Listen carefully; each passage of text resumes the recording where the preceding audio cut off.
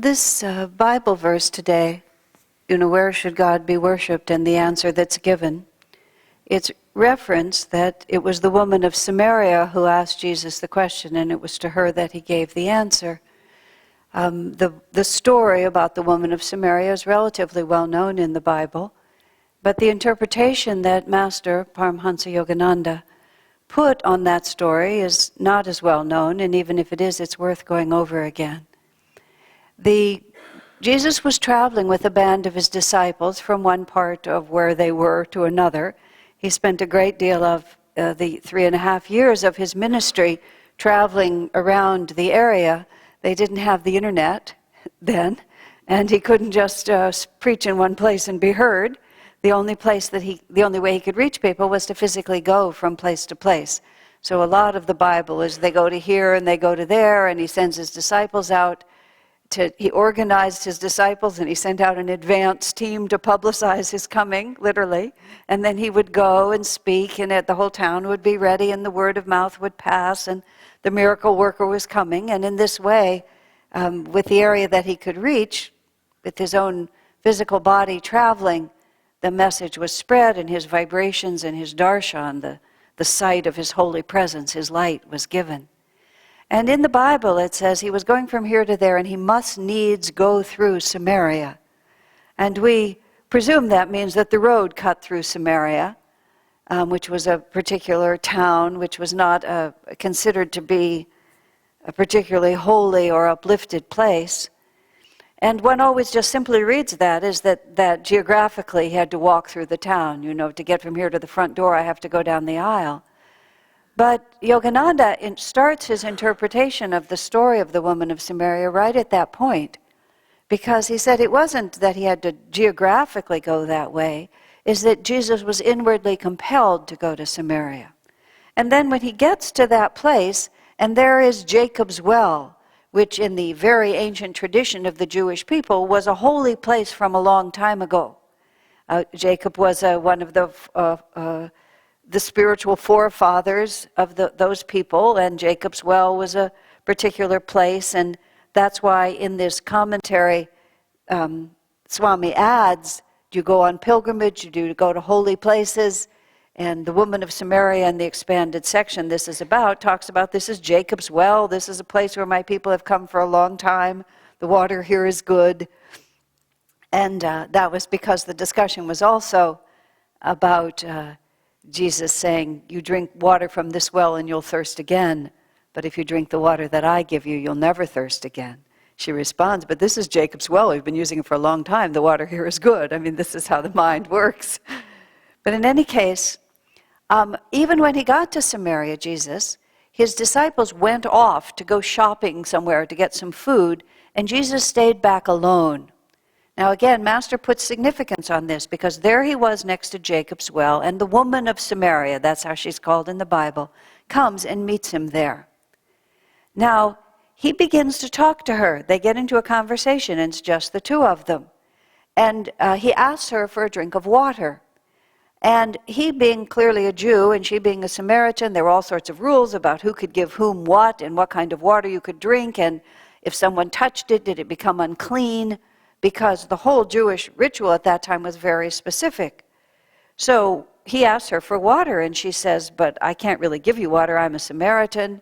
He says, go ahead, give me water, it'll be fine. And then he says, you drink water from this well, you'll thirst again. But if you drink the water that I give you, you'll never thirst again. And she sort of is a little puzzled. But this is good water. My people have been drinking this for a long time. Now, what happens then is suddenly she begins to sense who he is. And she begins to discuss with him more serious spiritual questions. And this just comes out of nowhere, seemingly out of nowhere, except out of some intuition on her part that she's not dealing with an average traveler. You meet people, they look you in the eye, you feel their vibrations, and you may know suddenly that you're talking to someone of a particular type, either attractive, unattractive, refined, unrefined. I'm sure we've all had these experiences of just suddenly knowing who someone is by means other than just verbal conversation or the presentation of a resume. So this woman of Samaria and Jesus are suddenly talking about holy subjects, and she begins to ask him questions. And he says, I will be happy to teach you this, but before I teach you, you should go and bring your husband so I can also speak to him. And she says, I have no husband. And then Jesus looks at her again and says, you've answered me honestly. He said, in fact, you have had 5 husbands, and the man you are living with now is not your husband at all. Now, that clearly indicates this woman has had, let's say, a checkered past. She hasn't been living necessarily by the straight and narrow, but she's said nothing to Jesus to indicate that this is who she is. He asked her a simple question. She gives him an honest answer. He responds, that's very good. You have answered me honestly. And then she becomes completely entranced by him because he's indicated, and this is all that's reported in the Bible, perhaps that more transpired, but she has felt him looking right into her soul and knowing exactly who she is. And he begins then the rest of the conversation. How do we worship? Where do we go? Some say we should go to Jerusalem, some not. And then he speaks of spirit and truth. And she becomes completely uplifted by this experience and runs to tell everyone else in town that this prophet has come who knows everything about me and is going to tell us the real truth about spiritual life. And in fact, Jesus lingers in that place for some days, and everyone comes to learn from him. Now, Jesus' other disciples come back, and Jesus is now in a very uplifted mood. And Master explains the reason is that this woman of Samaria was a disciple of Jesus from former lifetimes, and that she had fallen from the path. Obviously, by temptation of various kinds, who knows what had first drawn her off, but the life that she's living now, where she's had 5 husbands and she's living with a man that she's not married to, and she's in this village which is not considered to be a very elevated place anyway, but Jesus must needs go and find her, because on some deeper than some inward level, he's incarnated in this world, and he's come to take care of his disciples. And we often think that the disciples of a great master would be all the most important people in a place. You know, the rich, the successful, the wealthy. After all, this is a great avatar, and here's the world. You would think power would meet power.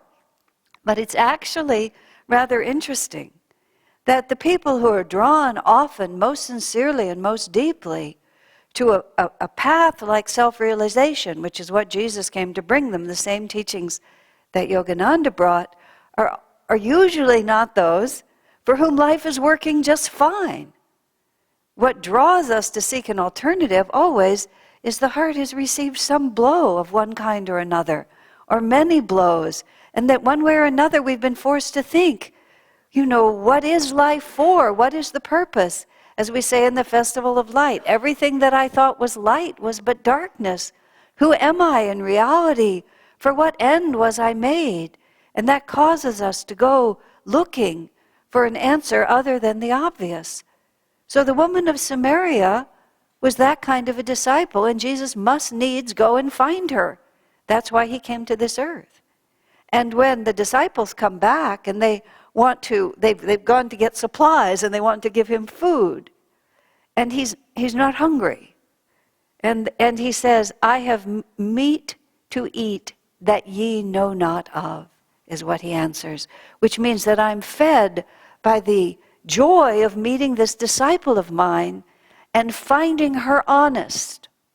That little exchange, you have told me the truth.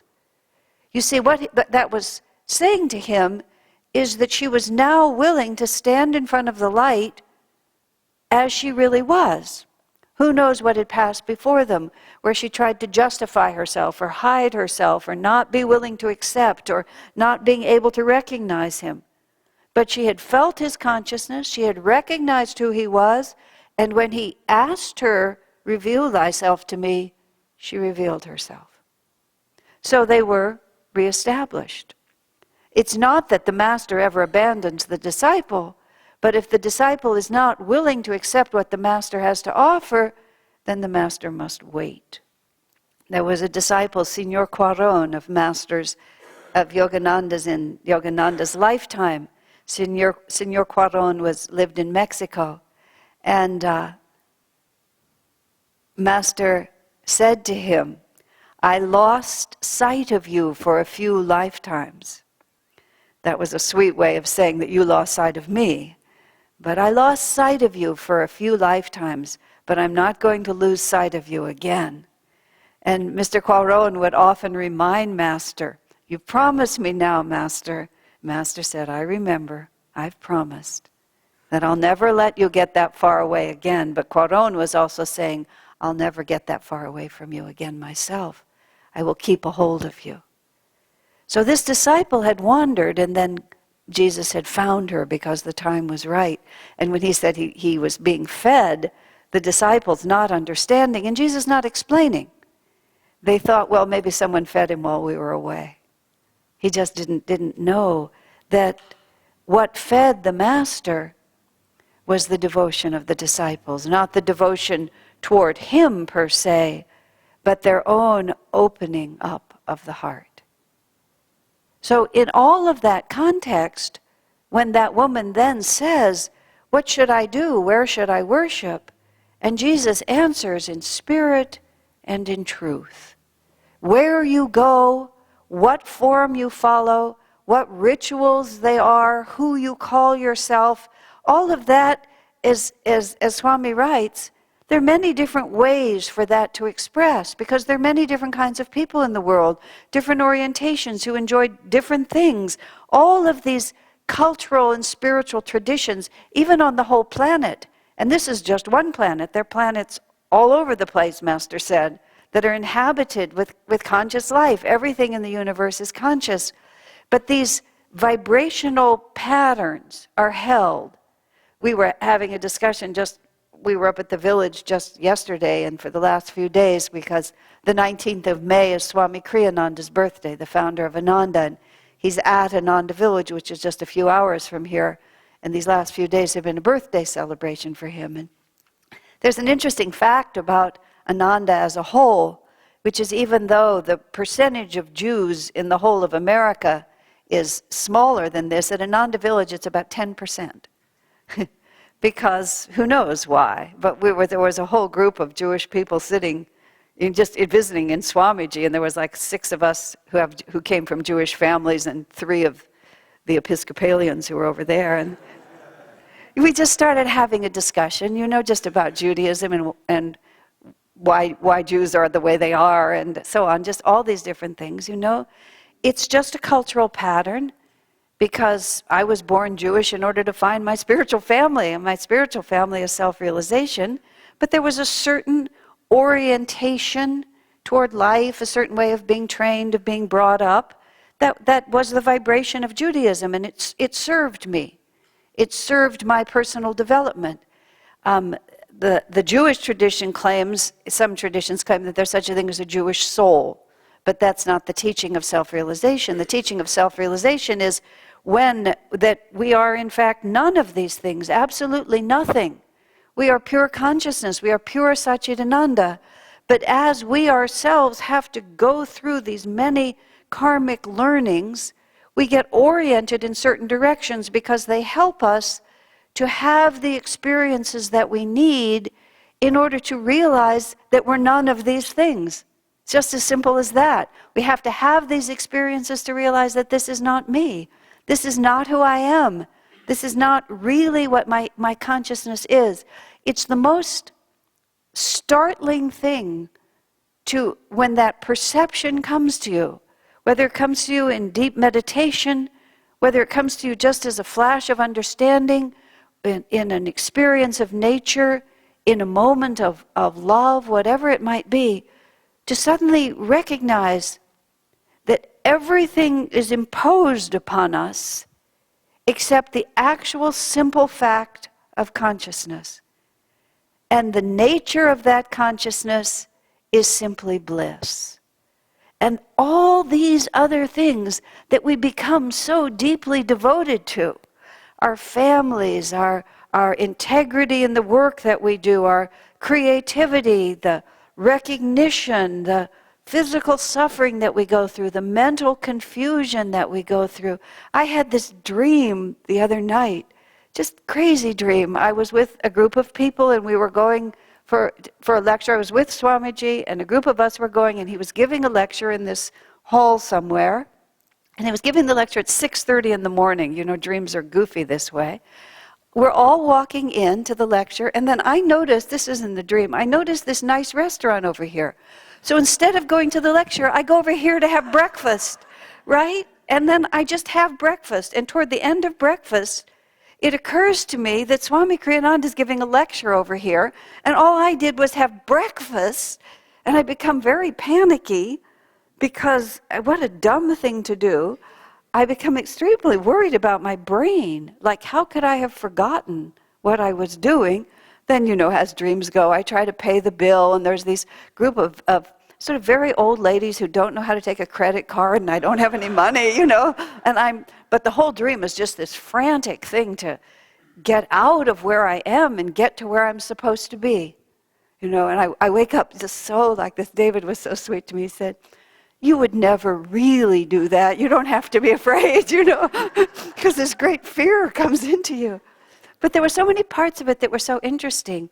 The most notable part was I just forgot what I was supposed to be doing. And I realized that's just sort of what it is to get involved in this world, isn't it? And this is what we say in the Festival of Light every week. We're like fledgling birds, we're sent out. Be fruitful and multiply. We're given a holy mission to expand and multiply the gifts that were given us and to share them with all. That's the holy mission we're given by our Creator. But we get out here, so to speak, and we get involved. And we get really interested in a whole lot of other things. And we get really excited by the sort of the sensation, as the little bird describes it, of flying on his own for the first time. And he just forgets that he has a holy mission. He forgets that he's supposed to stay in the light and share the light. And he thinks what this is about is the experiences that I'm having. You know, and we have that wonderful line, "What else is wisdom if not to keep what is mine for myself?" Which is a very convenient line to quote throughout your life whenever you really just want something. You know, I'll take all that cheesecake, because what else is wisdom if not to keep what is mine for myself? You know, even the devil can quote scripture. Of course, it's a rhetorical question in the festival, and the answer is, this is not wisdom, but the words work. You can paste them on. But the bird forgets. He just gets engaged, and the sensations he's having are attractive to him. The woman of Samaria had the good karma to have Jesus as her guru in some previous incarnation, in some previous form of Jesus.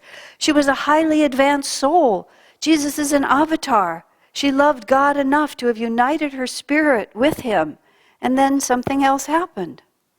And she got attracted to this, and she got attracted to that, and she thought that was a really good idea.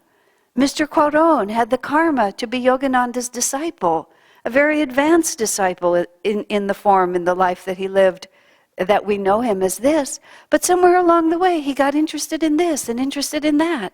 And for 3 lifetimes, Master couldn't even find him because he had clouded himself. I mean, that's a sweet way of saying it, that Master's back, that the disciple had turned his back on the Master. Because, as we say also, to all who received him, Jesus gives the power. The Master, God, gives you the power to receive him. If you take your cup like this and turn it over, it doesn't matter how much rain is coming down. Nothing will come into your cup. It just can't. But when we turn it upward, there's so many images we use. We think of the lotus flower of the heart with the petals turned down, and then we visualize the petals opening up. We think of holding up the cup of our spiritual longing and asking God to fill it with grace. All these different ways of saying it, but all of it involve an action on our part to reach up. And what's so sweet also about this story of Samaria is that the woman's life was not orderly. She hadn't herself pulled it all together. But somewhere deep within her heart, obviously she had repented. Obviously she was feeling inside, Lord, I remember what I used to have. I remember what I used to have. There's this story about one of the disciples of Master, a direct disciple of Master, very advanced woman disciple, who was with Master from the early 20s, but somewhere in the middle of that, she decided she wanted to get married. Master thought it wasn't such a good idea for her to do that, but she wanted to do it, and she was strong-willed. She went off, she got married, she got pregnant, she had a daughter.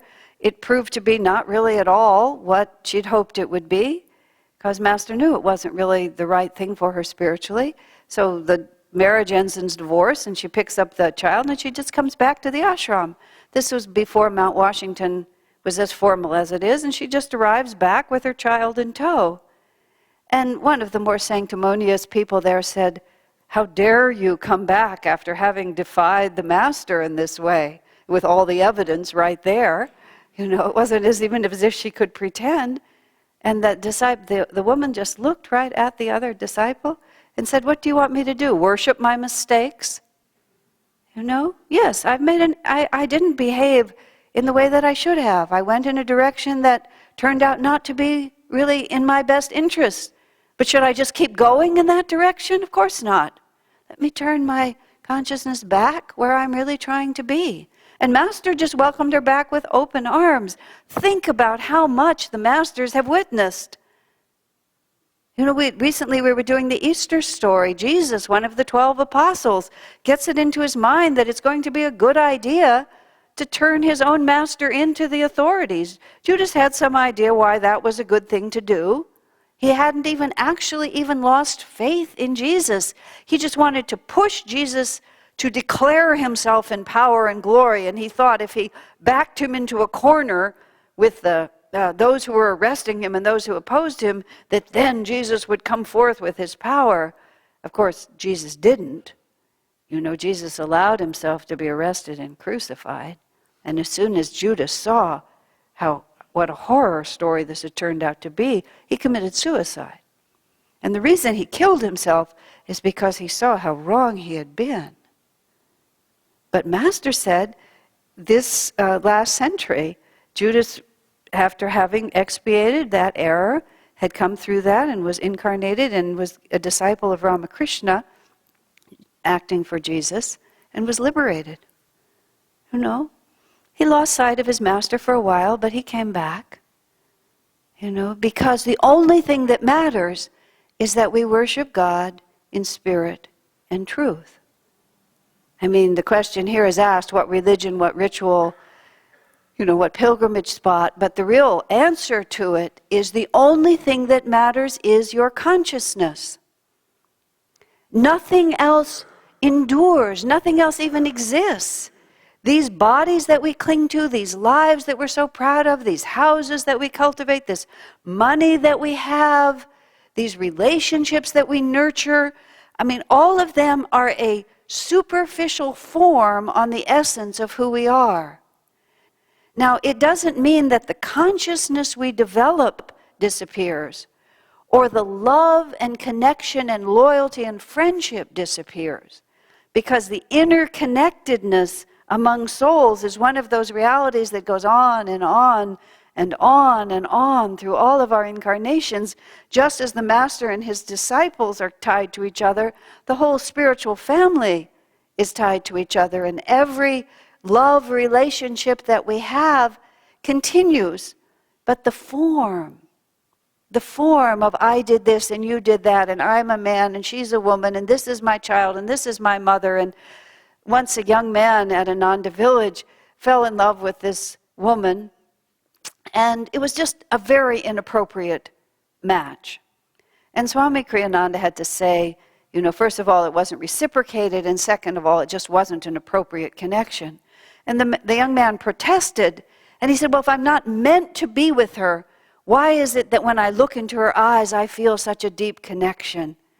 Swamiji's response was, this is a very old spiritual family. He said, if you look into the eyes of anyone here, you will feel a very deep connection. And the second thing he said was even more interesting. He said, this is a very old spiritual family. We've been all things to one another. You know, everyone has all of these interrelationships over many, many lifetimes. But not all of those forms, not all of that karma is the dharma of the moment, is the way to put it. Dharma meaning the actual duty to be expressed. Because the real dharma of what we're doing is to withdraw ultimately from all of those forms and live only in the consciousness. Only in the consciousness of bliss, of unconditional love. That's what it is to worship God in spirit and in truth. And that doesn't mean that in all circumstances we're kind and then that we're nice to everyone and that we allow everybody to do everything they want and that we're always accommodating. You know, the pictures we have, the examples of the masters that we get, they're often in tremendous controversy and they often have to take very strong stands. And there's many stories about Yogananda's life in which he, declared during the Depression. Swami tells us these stories on several different occasions. Master was in front of crowds of rich people and just declared, God is not pleased when his rich children take all the resources and his poor children are starving. And that's not you. And he was at a society party once and they asked him to speak and he said, really, you shouldn't ask me to speak. And the host said, no, Yogananda was very famous. No, you really should speak. He said, you're not going to like what I have to say. Oh, yes, get up and speak. And he stood in front of, I think it was in New York City, in a very wealthy crowd, and this was during the 30s. And he said, you people have been given so much and you're wasting your lives on superficial things. You're spending all your time he said, drinking and chasing each other's wives. He said, God is not pleased with this. He didn't mince words. He didn't feel like he needed to be nice. He was spirit and truth. And he acted as God wanted him to act. So make no mistake, when we live in that light, one of the manifestations of God is divine power. That power is exercised only appropriately when it's harmonized with God's will. But this is not a path where we get to just drift through in what Swamiji calls the sort of vague, illusory, subconscious things that we think are the visions of the divine. That's not at all true. It's spirit and truth. And truth is very, very, very, very powerful. But the other aspect of it is nothing else really matters. Take care of our consciousness. And people will do what they're going to do. Everybody has their own karma to act out. It's just going to be acted out in front of us. Master, in his life, was persecuted many different times. He had lawsuits, he had yellow journalists, he had people trying to smear his name, the love cult of Mount Washington and things like that. When he went back to England, back to India, the British police followed him all over India. They sent reporters to him. They sent a woman to him who was supposed to find a moment when she could grab Yogananda and kiss him, and then they had a photographer who was going to take a picture like this. And when that woman came near him, Yogananda picked her up by the waist and held her over his head and then turned to the photographer. He said, take your picture now. It's a little bit hard when someone's omniscient to trick them. But there's power there too. So when we worship God in spirit and in truth, don't think of it as less by any means. It's bringing everything to a focus deep within ourselves and saying to Divine Mother, whatever I came here to do, I will do. Whatever you ask of me, I will do. Whatever is required of me to become one with your infinite light, I will do it. Now sometimes we have to work ourselves up to having the courage to give ourselves to God that completely. But nothing less will ever satisfy us. We imagine that this is about God punishing us. Not at all. This is about the heart finding its true home in bliss. And nothing less will fulfill us. And so Divine Mother knows that. And inch by inch, she pushes us or pulls us or burns us or blesses us. But one way or another, she says, you will come home to me.